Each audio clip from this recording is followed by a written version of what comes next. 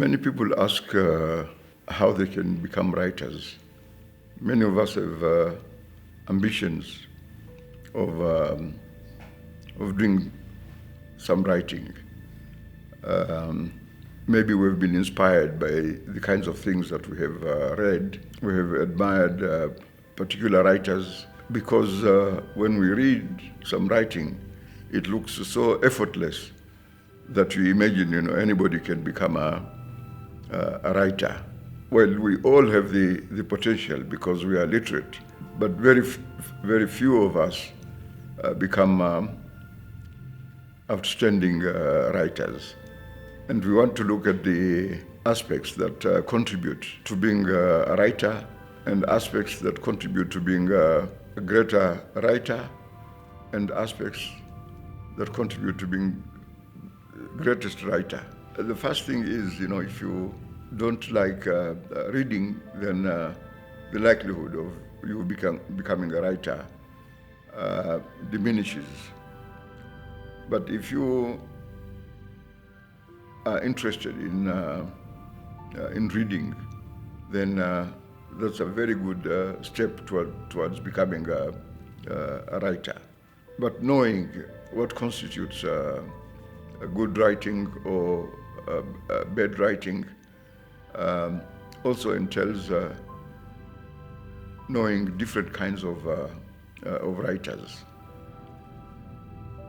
Because if you don't know who a good writer is, and you can't imagine who a good writer is or an average writer, so you cannot position yourself to become any of those writers. So the first thing is this love of writing. But love of writing itself is not enough. You have to be constantly writing. And we always do some kind of writing.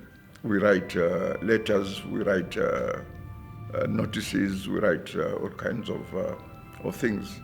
So an awareness that there are different kinds of writings is very important. If you look at the world of writing, we tend to distinguish between two kinds of writing, fiction and nonfiction. In fact, what we consider to be sometimes fiction is actually drawn from nonfiction. Somebody can write about actual events that have happened, but they can couch it in such a way that they will replace, for example, the names of the people. So that will hide, the non-fictional part of it. But fiction is distinguished by its literary quality. How attractive the writing is. If it is attractive for one reason or another, then there's a possibility of moving it ahead. But if we are unaware, of what is attractive and what is not attractive, then we ourselves cannot produce anything. So if you look at great writers, for example, writers like Tolstoy, if we look at Shakespeare or others, we know that they have something in common. First, of course, the passion, and then the knowledge behind what they are writing. The knowledge, of course, also comes from experience. So you ask anybody about Tolstoy, they will mention, for example, Anna Karenina, or they will mention War and Peace. There was a historical background to the writing of these works, and some are so famous, like Anna Karenina, that people even know what the first lines are. In Anna Karenina, Tolstoy says, all happy families are alike, and all unhappy families are unhappy in their own way. So that's a great exposure of great stories. And when it comes to war and peace, of course, Tolstoy himself experienced war. He took part in wars. His descriptions, are really unmatched, because very few people or very few writers have had the same kind of experience that he did. And then some writers are distinguished by, for example, their sense of humor.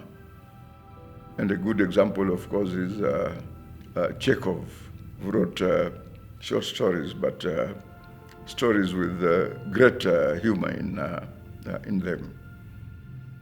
So unless first you are familiar with all these works, then you will not be able to position yourself into choosing an area of concentration or an area of interest. As I said earlier, we all imagine as potential writers, but the talents differ and backgrounds differ. But like everything else in life, one really has to strive, develop those skills. And we all have one kind of skill or another. But we hone our skills from the context in which we find ourselves. But behind all of these is this requirement that you must be a wide reader, not only on aspects of your culture or the period in which you are living, but you must also be aware of writing in different periods. We contemporary people think, we are modern and we are progressive, we have great ideas. But in fact, some of the greatest ideas go back to the classical times. If you look at ancient Greece and later Rome, you find that they were exceptional writers, and they wrote on all kinds of things that today we can't actually imagine being able to write ourselves, although we think ourselves as modern people. And one advantage of growing older is that you feel that you have read most of your contemporaries. And now you go back and explore what you probably might have read by these classical writers. For example, in my own experience, one of the greatest pieces of writing is by Cicero, or as they call them in their language, Cicero, who said that he doesn't want to go back to childhood. He's just satisfied. There's nothing like growing old. When you are old, you are wiser, you are level-headed, unlike when you are at other ages. That's one of my favorite. It's called the essays on growing old. I would recommend that to anybody as an example of classical writing that has absolute influence and relevance to contemporary writers. In different periods, people are interested in different things. Like now, there is inclination, for example, towards what we call science fiction. We think this is a genre that is distinctive, that is relevant to a technological age. But every age is technological in its own ways.